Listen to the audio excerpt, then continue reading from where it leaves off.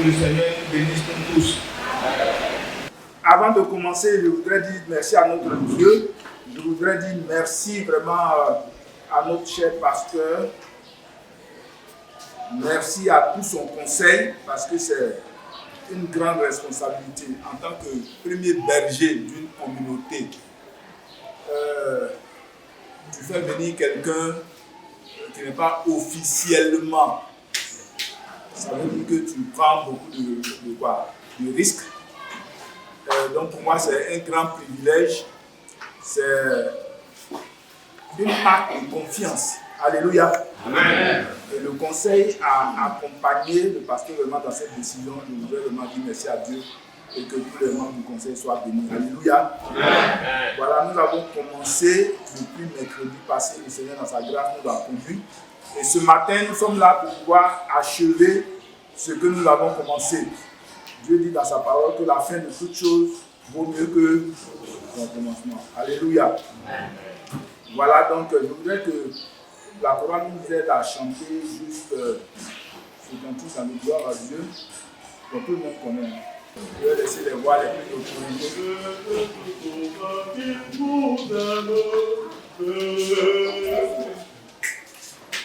Veillez au souverain et aux ailes, veillez à briser vos fers, il ne vous recevoir les mêmes, c'est là au sang ouvert. Oh, quel beau jour, son cœur fidèle.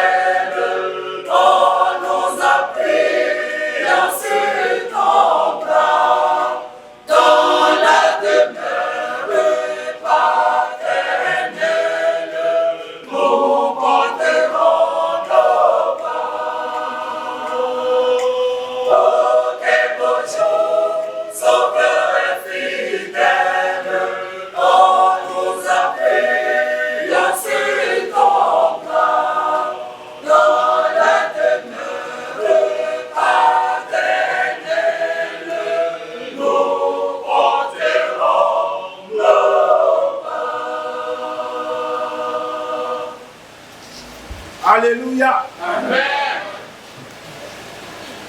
Voilà, bien aimés, nous sommes là pour commencer notre première mini-moisson. Enfin, commencer, nous sommes vraiment en plein première mini-moisson.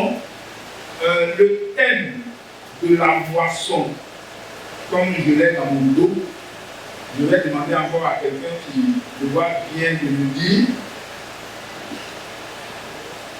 Le thème de la moisson. Qui va lire cela pour nous derrière, si vous avez cela en tête? Qui fait la lecture rapidement?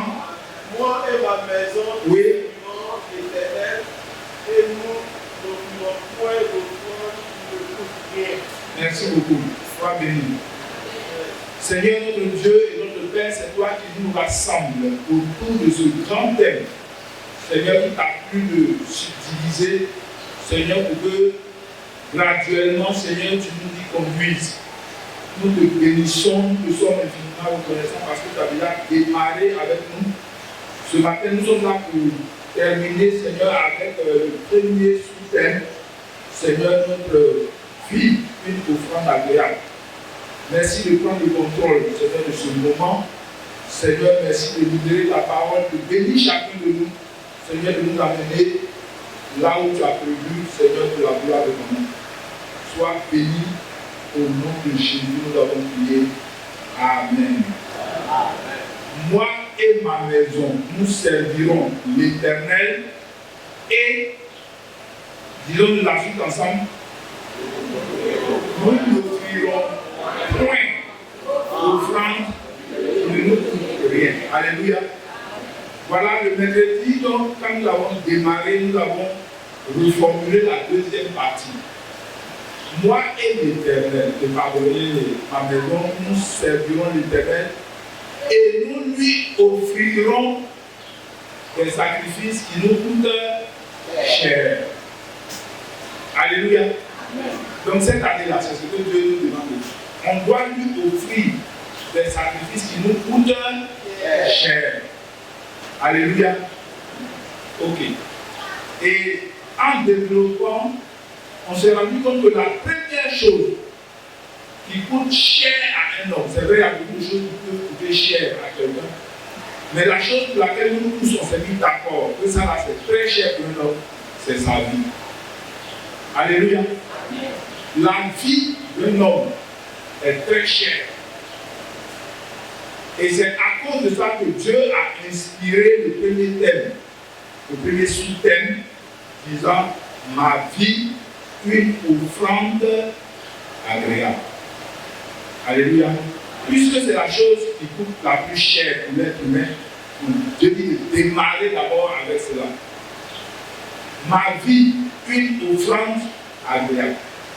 Et nous avons vu que pour que notre vie soit une offrande agréable à Dieu, nous devons avoir Christ en nous. Christ en nous. Parce que Dieu a dit clairement dans sa parole, celui-ci, c'est-à-dire Christ, est mon fils bien-aimé en qui j'ai mis toute mon affection. Il n'a pas dit une partie de mon affection. Toute mon affection. Toute l'affection de Dieu est dirigée vers qui? Jésus-Christ. Donc si tu veux être agréable à Dieu, si tu veux que Dieu te regarde et qu'il soit content, il faut que Jésus soit là. Alléluia. Donc, premièrement, nous avons dit nous devons avoir Christ en nous. Alléluia. Ok. Christ étant en nous, nous devons laisser Christ diriger notre vie. Et ça, c'était ce qui nous avait donc conduit dans notre deuxième séance. Donc, nous allons regarder notre texte. Les deux textes qui nous ont été proposés pour soutenir le premier sous-thème. On va prendre un de ces textes-là, Josué 24, verset 14. On va relire ce texte et nous allons partir dessus. Josué 24, le verset 14. Donc je lis. Maintenant, craignez l'Éternel et servez-le avec intégrité et fidélité. Faites disparaître les dieux qu'ont servi vos pères de l'autre côté du fleuve et en Égypte et servez l'Éternel. Bien-aimés, le verset 14 de Josué 24 commence avec maintenant. Maintenant. Maintenant, dans le contexte de ce que nous sommes en train de dire là, maintenant que tu as reçu Christ, maintenant que tu as donné ta vie à Christ, il dit quoi?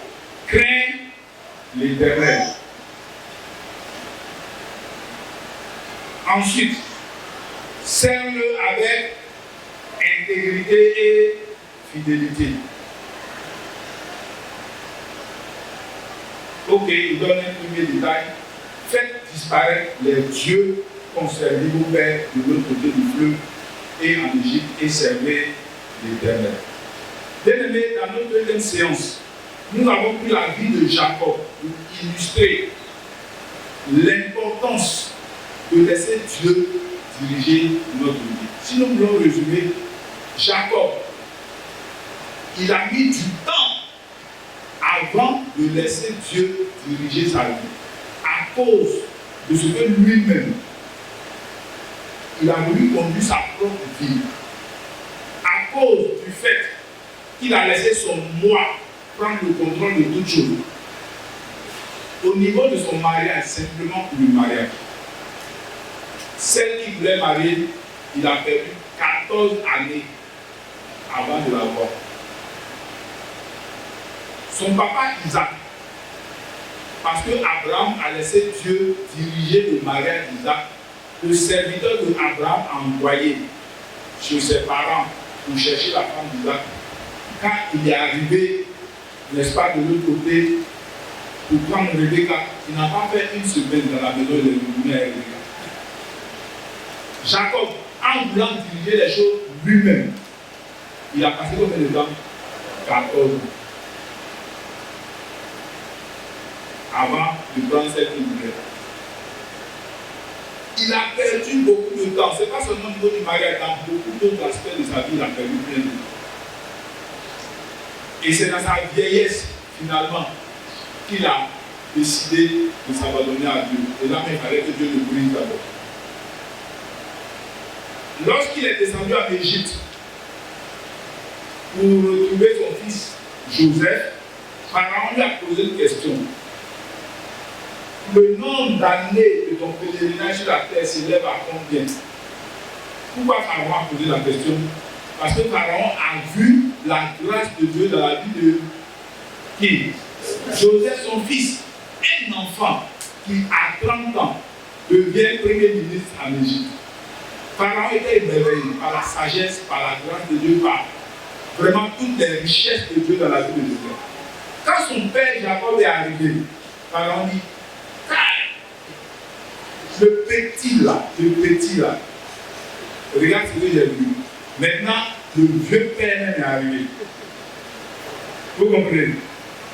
Donc, Pharaon s'attend à ce que Jacob lui donne des témoignages plus grands que ce que Joseph lui a donné comme témoignage.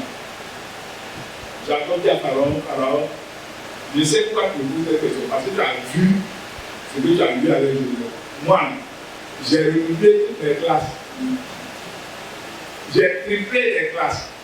J'ai failli être renvoyé. Alléluia. Amen. Joseph, il a fait un signe normal. Donc il est parti.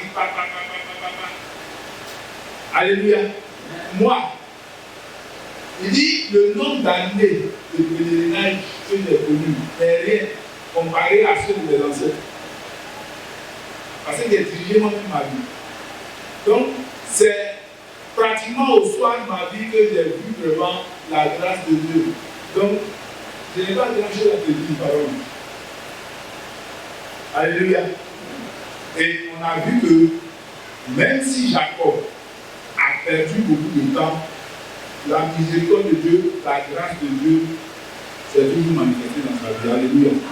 Donc, on dit que même si toi aussi tu as perdu beaucoup de temps parce que tu as voulu diriger ta vie toi-même, Dieu te tend encore sa pêche. Gloire à Dieu. Bien aimé, quand on nous dit de laisser Dieu diriger notre vie, je ne connais pas un chrétien qui n'est pas informé de cela. Ou bien vous connaissez un chrétien qui ne sait pas qu'il va laisser Dieu diriger sa vie. Hein? Vous avez déjà vu un chrétien comme ça. Il dit, lui, il ne sait pas qu'il va laisser Dieu diriger sa vie.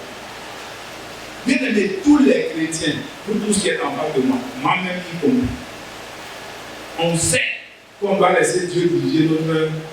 Alléluia. Donc, en réalité, on ne dit rien de nouveau. C'est des choses que tout le monde connaît. Les prédicateurs ici ont prêché dessus à maintes reprises. Même dans les classes, les gens prêchent. Dans les cellules, à la maison, dans les trucs familiales, tout le monde prêche. Alléluia. Le problème, ce n'est pas qu'on ne sait pas qu'on doit laisser Dieu diriger nos vies. Le problème, c'est quoi?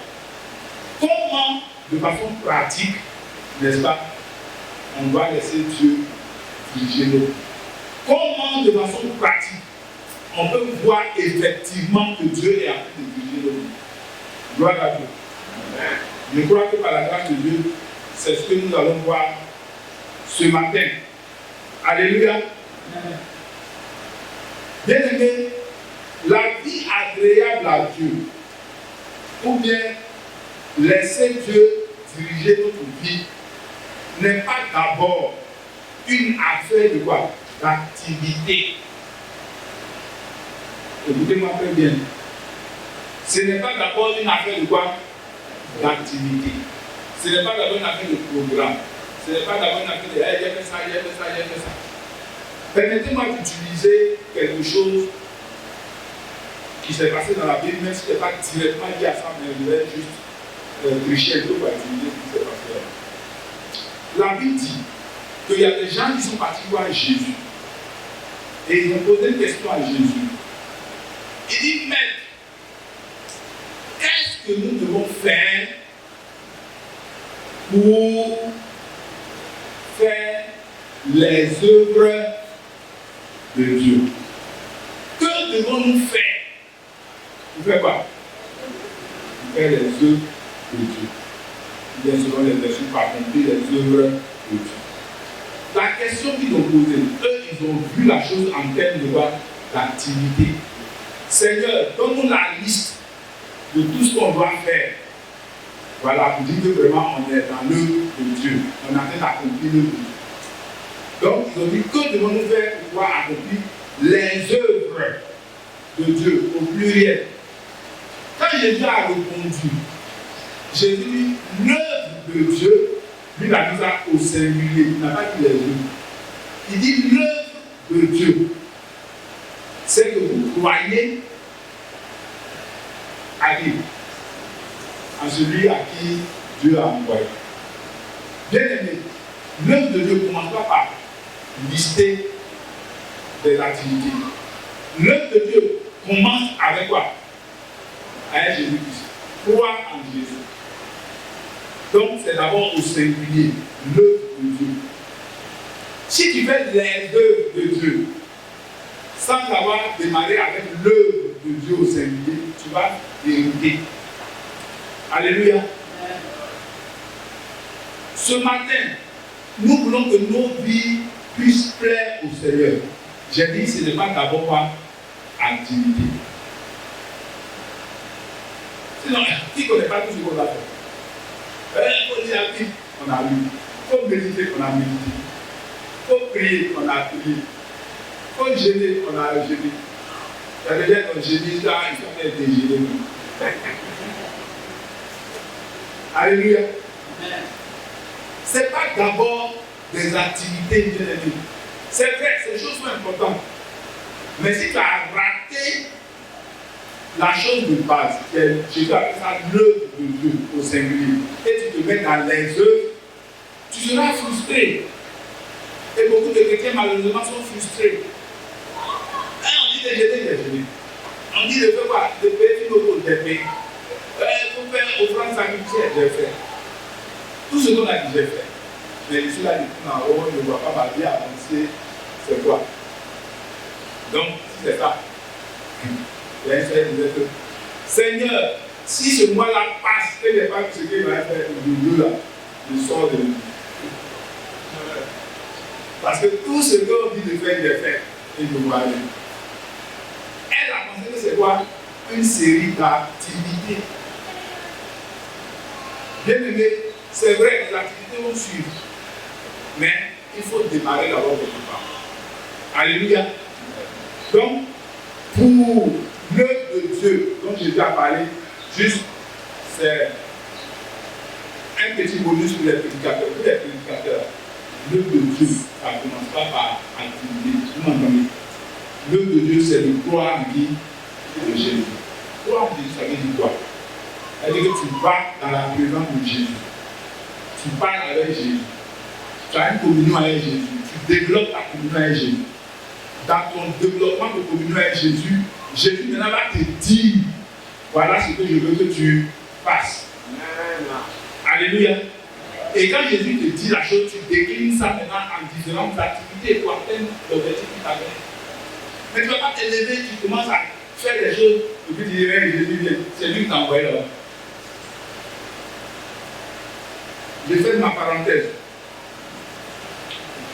Bien aimé, pour que notre vie soit agréable à Dieu, j'ai dit que j'allais utiliser ce qui s'est passé là. Ce n'est pas d'abord une série d'activités. Ce n'est pas que tu vas aller gêner, tu vas aller prier, tu vas aller commencer à te concentrer maintenant. Vous voyez, après peut-être un tel enseignement, ou bien on a fait une retraite spirituelle, on est parti au camp week-end, tout le monde prend des résolutions faites. Ouais, à partir de maintenant, je dois. Hein? Un mois après, il retombe dans cette vieille famille. Pourquoi? Il a pensé que c'est une série de quoi? D'activités. Bien aimé, la réussite de notre vie chrétienne, la victoire dans notre vie chrétienne, n'est-ce pas, est basée non pas sur des activités, je l'ai déjà dit plusieurs fois, Mais ce n'est pas basé sur de l'activité, c'est basé sur quoi? Sur la connaissance de la vérité. Alléluia.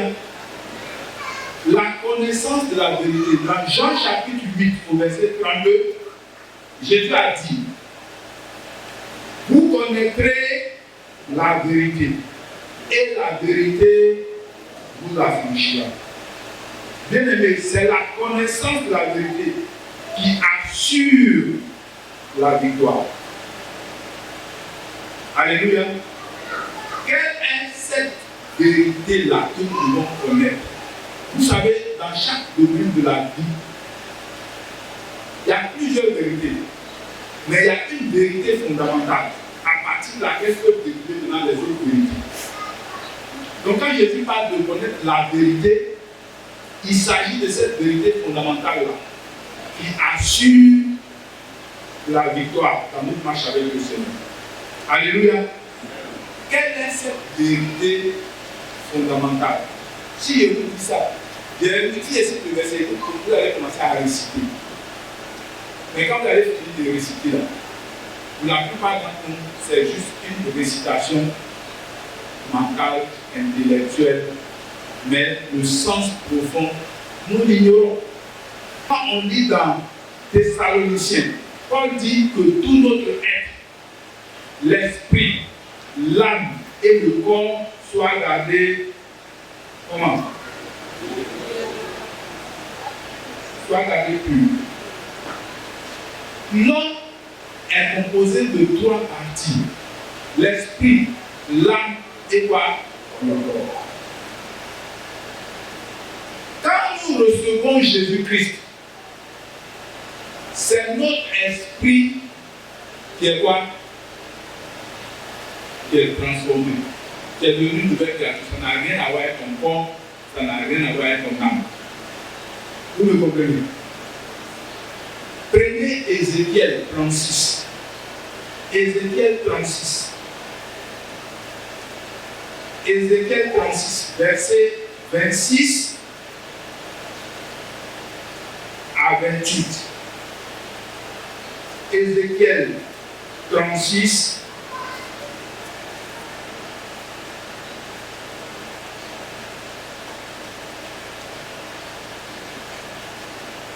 Qui a trouvé Ézéchiel 36 rapidement, ces 3 versets-là. 26 à 28. Rapidement. Vous donnerez, Oui.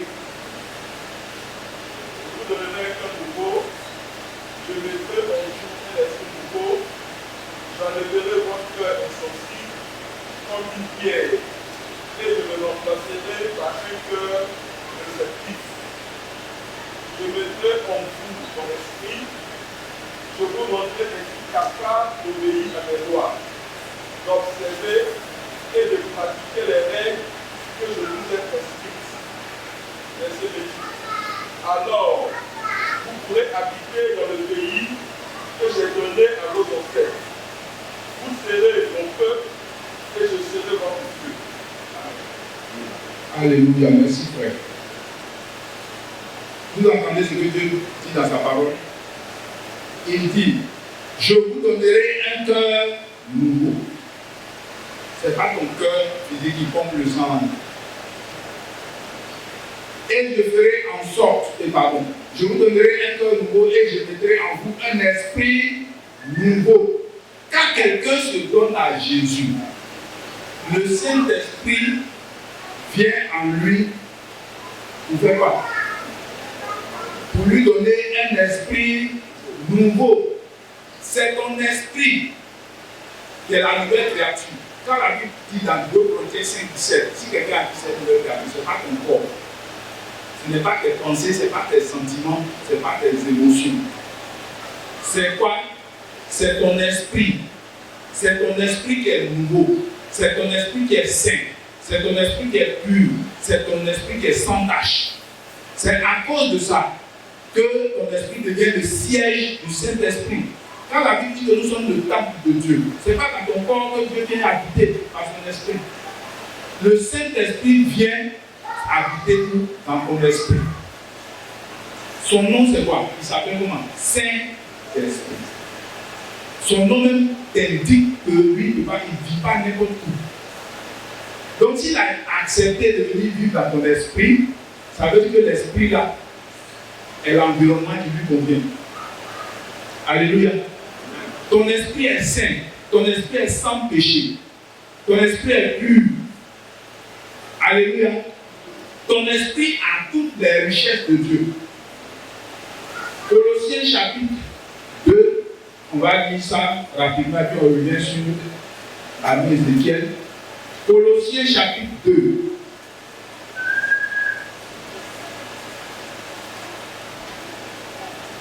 Colossiens chapitre 2, permettez-moi de retrouver rapidement. Je vais lire. Ok. Colossiens chapitre 2. Je lis à partir du verset 8. Écoutez très bien la parole de Dieu. Les mots qu'il donne dans sa parole ne sont pas le hasard.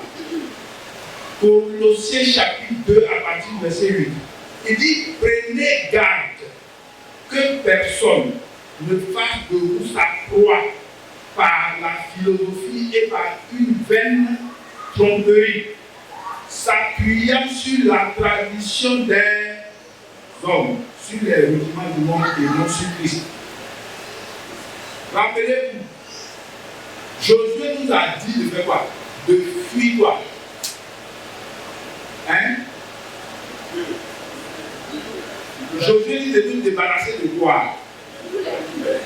Les faux dieux là, les idoles, nos idoles sont dans nos cœurs, Pierre dit les vaines manières de vivre que nous avons héritées de nos pères.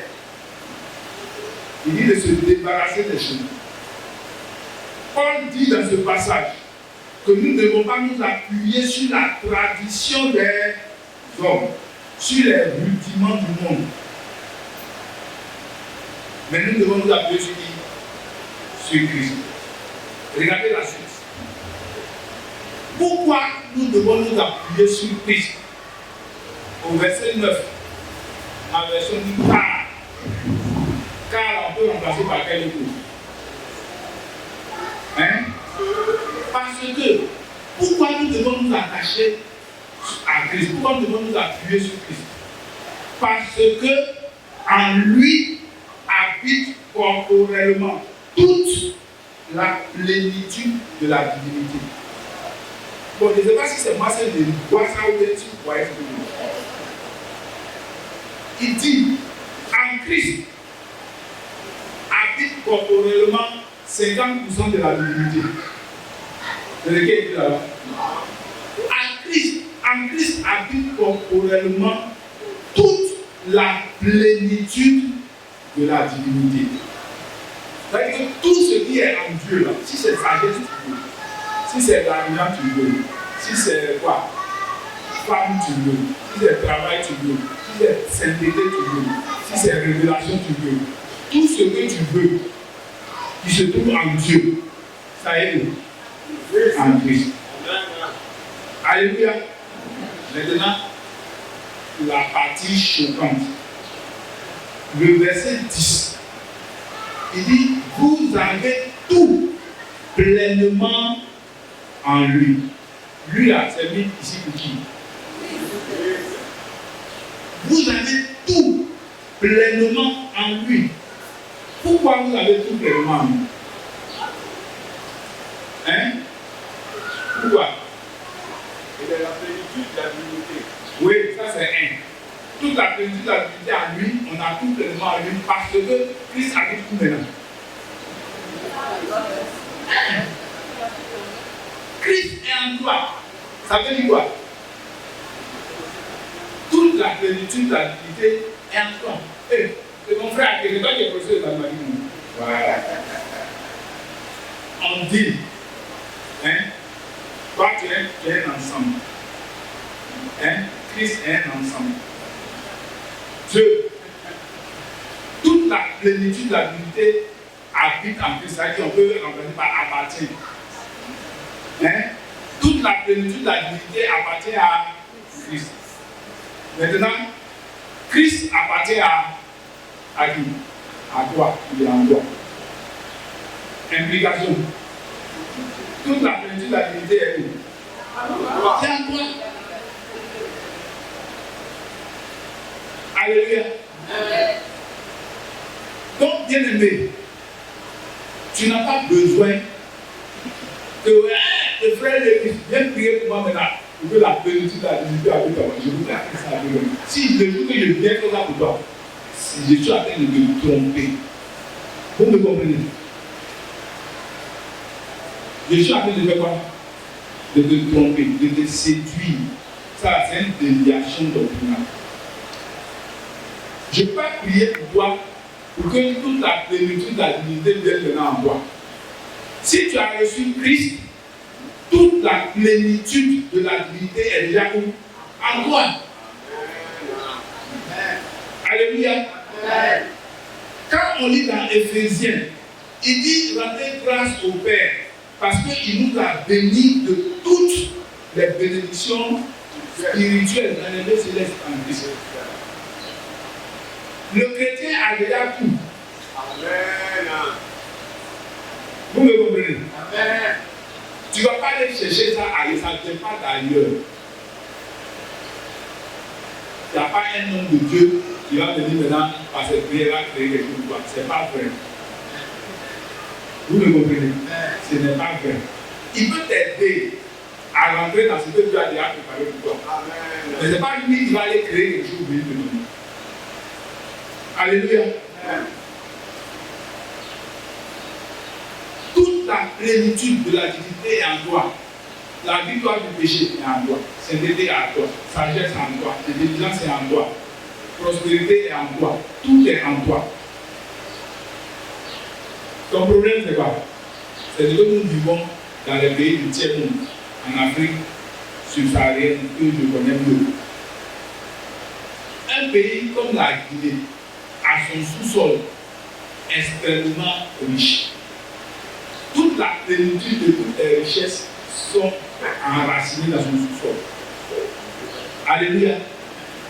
Un seul cours d'eau en Guinée peut donner de l'électricité à toute l'Afrique de l'Ouest.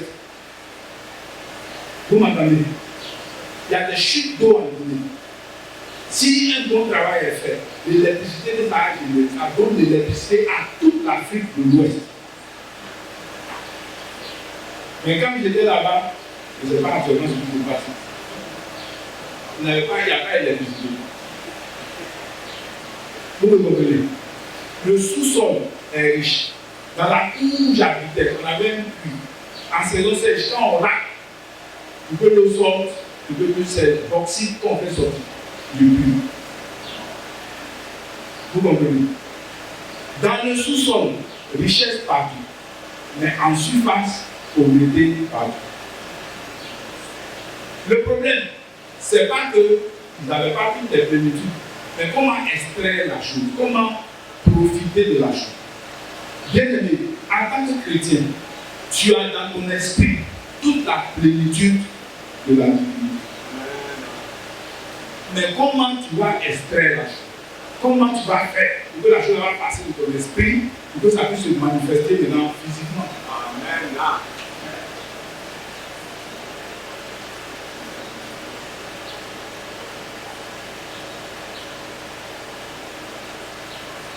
Alléluia.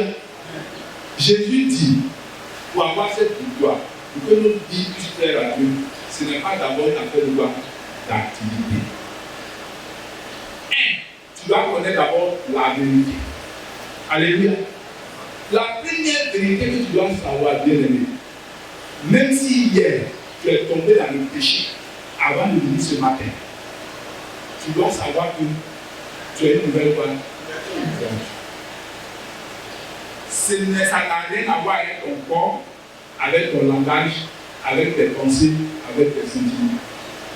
Ton esprit est déjà quoi?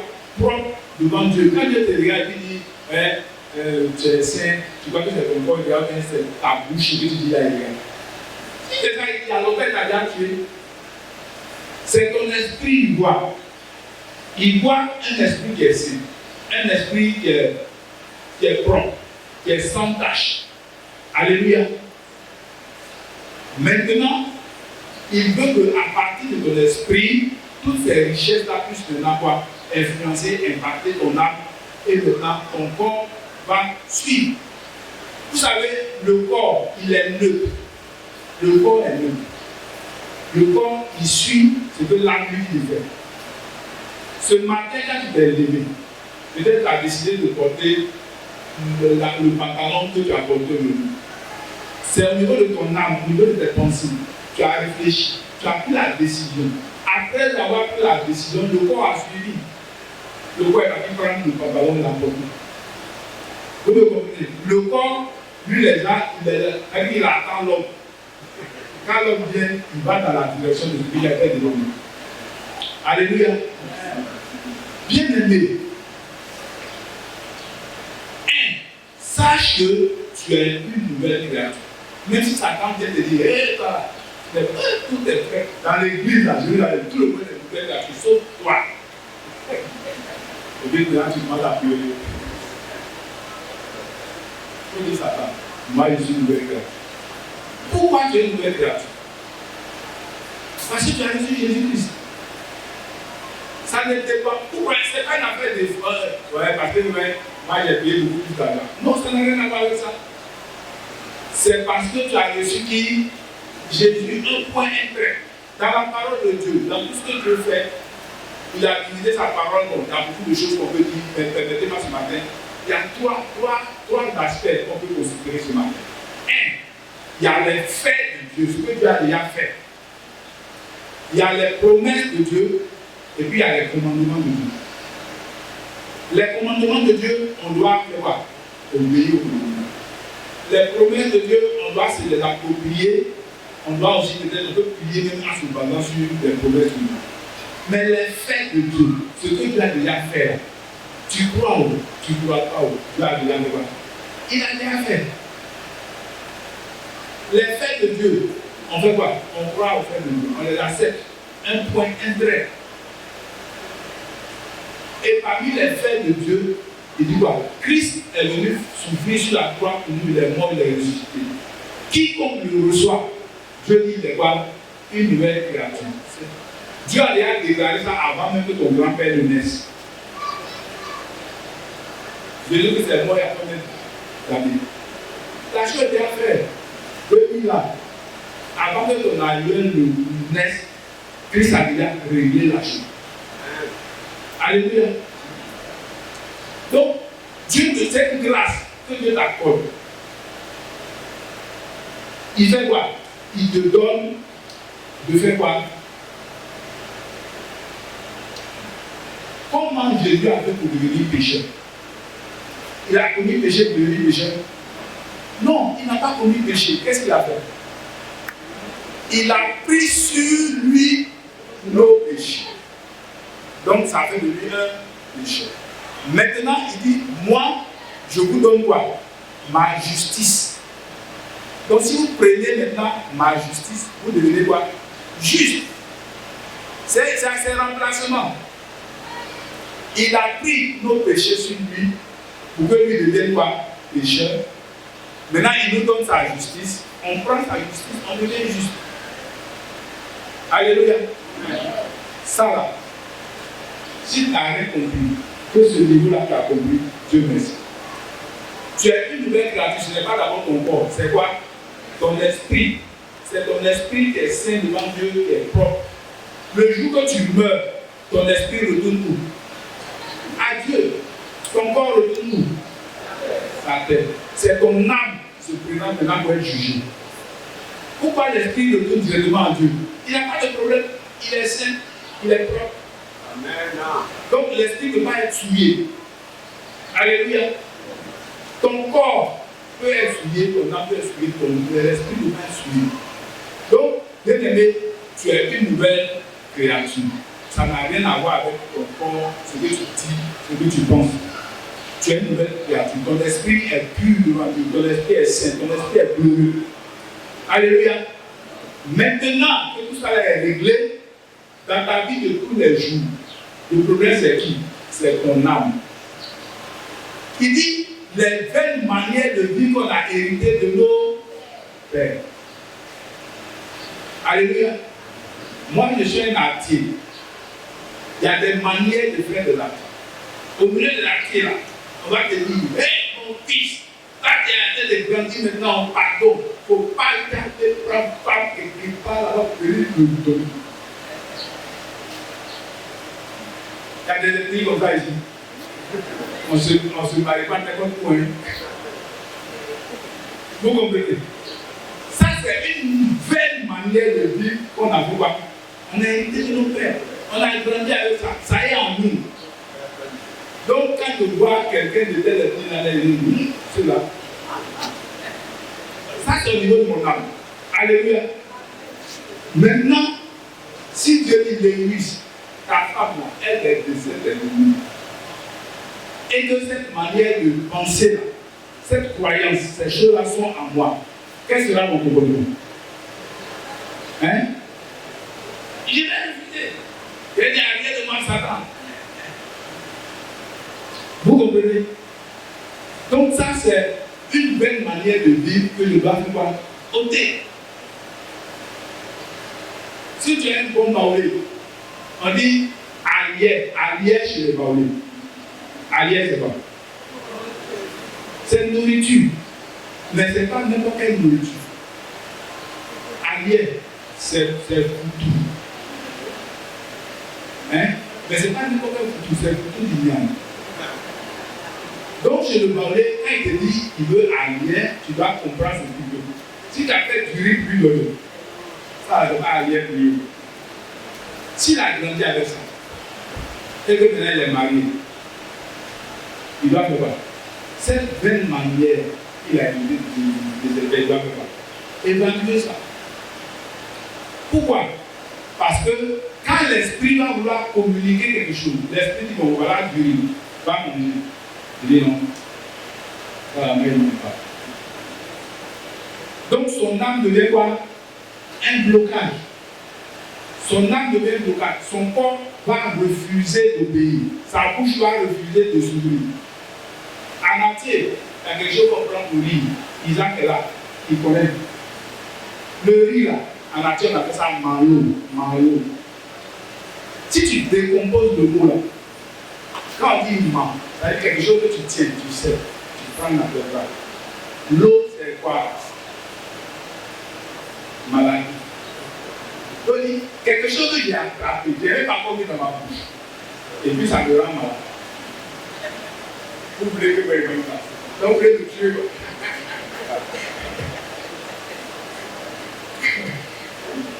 Lui, il doit aller sur le futur. Ça, c'est une belle manière. Vous comprenez? Donc, pour terminer, bien aimé, notre âme doit être renouvelée. La Bible parle de renouvellement de l'intelligence. Romains chapitre 12. 1. Tu sais que tu es saint dans ton esprit. Maintenant, cette sainteté, cette richesse, cette sagesse, cette gloire de Dieu doit se manifester dans ton corps. Pour que ça se manifeste dans ton corps, ton âme doit faire quoi? Laisser le passage. Si ton âme constitue un blocage, ton esprit veut la chose, l'âme dit non. Le corps, lui, il attend.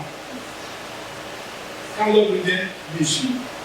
Donc si ton âme dit à ton corps, il ne faut pas toucher ça, le corps va dire touche pas. Donc le problème c'est dans l'âme.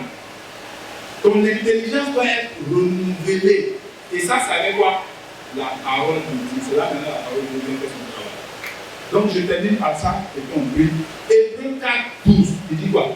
La parole de Dieu est plus tranchante qu'une épée à double tranchant. Elle fait quoi? Hein? Le processus, là, si vous avez compris, c'est fini. Hébreux 4, 12, je lis rapidement et puis on termine par là. Donc n'oubliez pas le processus. Il ne faut jamais oublier que ton esprit est saint. Toute la plénitude de Dieu est dans ton esprit. Qui a déjà délaissé tous les yeux? Lui. Quand on commence à délaisser les tués, où se trouve la Bible? Petite Bible de là. Des fois, ça y est au milieu de quoi? Il y a le foie quelque part là-bas, il y a le cœur et tout. Qu'est-ce que tu fais? Tu prends tout le bloc là, tu déposes ça de côté pour sécuriser le reste de la viande. Vous comprenez? Il ne faut pas ça se casser, ça a tout de la vie. Donc tu coupes d'abord tout le gros bloc où ça se tourne. Tu mets quelque part, tu sépares les autres viandes là. Au moins tu sais que si la balle est gardée, au moins la viande est plus. Alléluia. Donc la parole de Dieu vient, il sépare. Il dit l'esprit à lui n'a pas de problème. Il est saint. Il va séparer. Parce que l'homme là, quand tu arrêtes là, tu vois que l'esprit, tu vois ton âme. C'est tout un paquet. C'est la parole de Dieu qui rentre en profondeur. Il met la séparation pour préserver l'esprit contre toute contamination souillure. Maintenant, il dit bon, voilà, les autres paquets là, on va se gérer maintenant. Il va commencer à rentrer dans les jointures, dans les moelles, dans les choses. Et puis maintenant, ta manière de penser cachée là, il va faire sortir ça. Quand tu n'as pas dit cette futur, tu es là, voilà, alléluia. Il va te dire ton avenir de futur là, il faut mettre ensemble. Il n'y a pas dit ne pas manger. Mais si ta femme est fatiguée là, il faut laisser ton avenir de futur. Si c'est la servante qui ne peut pas futur, il faut manger. Alléluia. Donc il met à nu tous les sentiments, les choses cachées de ton cœur. Alléluia. Si toi maintenant tu acceptes, tu dis oui Seigneur, tu as raison, pardonne-moi. Cette mauvaise façon de faire là, il met ça de côté et il remplace ça maintenant avec quoi? Sa parole à lui. Désormais c'est ça maintenant qui est en toi. Ça veut dire que tu es prêt. S'il y a du riz, il n'y a pas de problème. S'il y a spaghetti, il n'y a pas de problème. S'il y a tout, il y a aussi, il y a alléluia. Bien aimé, c'est comme ça que, étape par étape, les différents domaines de ta vie seront quoi? Impactés par l'esprit. Comment vous voyez les domaines dans lesquels tu collabores facilement avec l'esprit? Est-ce qu'il y a un problème? Tu fais des choses dans les domaines où tu ne veux pas là. C'est là-bas qu'il y a pas là. C'est là-bas qu'il y a pas là. Donc, bien aimé, je ne suis pas venu vous montrer un secret. C'est des choses que vous connaissez. Ton esprit est déjà quoi? Saint. Nouvelle créature, pure, sans problème. Dieu veut que tu puisses dans ton esprit pour recevoir toute cette gloire-là, pour que ta vie entière soit un sacrifice, qui lui soit agréable. Il dit pour faire ça, pardon, ton âme là, les choses que tu as héritées de tes pères, ta manière de penser, de voir la vie. Hein, chez nous là, c'est comme ça en fait. Moi, on ne parle pas comme ça. Moi, il dit, tu dois faire quoi? Être prêt. Quand la parole de Dieu vient, ça va mettre la chose à lui. Quand ça met la chose à lui, il dit, c'est pas que le patron adore. Il fait tout. Et puis maintenant, avec sa parole, il va faire quoi? Il va t'aider à te débarrasser de ces choses. Il va installer maintenant quoi? Il va installer quoi? Sa qualité, sa pensée en lui, et tu vas voir que ça marche. Alléluia. Amen. Alléluia. Amen. Alléluia. Amen. Tout ce qu'on a dit là, vous connaissez. Ce n'est pas la première fois que vous entendez. Ça ne marche pas parce que vos âmes, on y voit, barrière. Ça bloque. Donc si ça bloque, tu vas écouter 1000 fois qu'il n'y aura rien. Ce matin, si vous entendez sa voix, n'hésitez pas. Gloire à Dieu.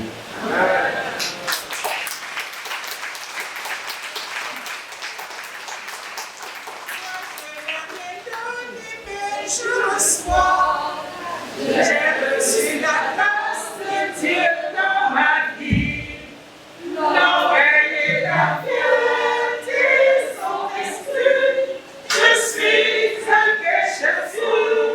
Et vraiment, oh, pécheur sourd. Et la grâce, oh, pécheur sourd. Et la grâce, c'est mon histoire. L'histoire à l'éternel. Je suis un pécheur sauvé par grâce. Alléluia. Sauvé par grâce, nous bénissons le Seigneur pour ce que nous venons d'entendre. Nous allons avoir 10 minutes de questions ou éclaircissements avant de continuer notre culte. Je vais juste savoir, je n'ai pas compris, mais entre l'esprit et l'âme, qui subit les caprices de qui? Et qui empiète sur la loi de non-liberté de qui? Merci. Pardon, tu peux reprendre la dernière partie. Après, qui subit les caprices de qui? Qui empiète sur la zone de non-liberté de qui? Ok, merci beaucoup. Et Adam était dans le jardin où Dieu envoyait les animaux devant lui. Automatiquement, il faisait quoi? Il donnait les noms. Est-ce que Adam est parti dans une école de biologie? Non. Parce que son esprit était quoi? Éclairé, sans problème. Et son âme, en ce moment-là, ne s'est jamais révélée contre l'esprit. Comme toute la plénitude de la divinité était dans son esprit, quand un animal se présentait devant lui, automatiquement dans son esprit, le nom était déjà là. Donc son âme laisse passer la chose, sa bouche prononce le nom. Il n'avait pas de problème. Le jour où Satan est venu le tromper, et puis il a accepté la proposition de Satan, qu'est-ce qui s'est passé? Le poison est rentré en lui. Vous comprenez? L'âme a commencé à se révéler. Donc, les années ont passé, Satan a multiplié ses stratégies. Il a rendu l'âme de l'homme très têtue. Et l'esprit, à cause du péché, a perdu cette vie qu'il avait de Dieu. Donc l'homme, il était là, mais son esprit n'avait plus de communion avec l'esprit de Dieu. Donc ses décisions, il les prenait par rapport à quoi? À son âme, à sa réflexion, à sa chose. Ou même s'il est en relation avec les démons de l'esprit a communiqué les choses et tout fait ça. Maintenant, l'âme est restée dans l'être humain, dans le corps, comme un roi. C'est lui qui décide tout et puis, allez, le corps suit, puisque l'esprit est mort. Le jour où tu reçois Christ, tu reçois un esprit nouveau. Alléluia. L'esprit dit, bon, ok, je suis revenu maintenant, je viens prendre ma place. Là, tu n'es pas fait là. Quand tu n'étais pas là, c'est moi qui est venu aussi. Donc, tu es venu là. Bon, je peux t'arranger dans certains domaines, mais dans d'autres domaines, reste dans les mains. Vous comprenez? Donc, l'âme refuse de se soumettre. Vous comprenez? Donc, c'est là qu'est le problème. Ce n'est pas l'esprit. En réalité, l'esprit, il a le droit. C'est lui qui est en réalité la locomotive. C'est lui qui doit tirer tout. Mais là, tu m'as donné l'habitude de gérer jusqu'à maintenant, tu es parti quelque part là, tu veux que parler dans mes semaines. Donc, l'âme va se révéler. À toi maintenant, tu fais quoi? D'amener l'âme à se soumettre. Il a dit, David a dit à son âme, mon âme, qu'est-ce que tu dois faire? Tu dois bénir. Pourquoi? Parce que c'est lui qui détend, c'est lui qui détend, c'est lui qui détend. Apprends à parler à ton âme. Mon âme, avant de recevoir que c'est vrai, tu nous contrôlais, tu devais nous. À partir de maintenant, c'est Christ qui est là, qui prend le contrôle. Tu vas te soumettre à Christ. Alléluia. Amen.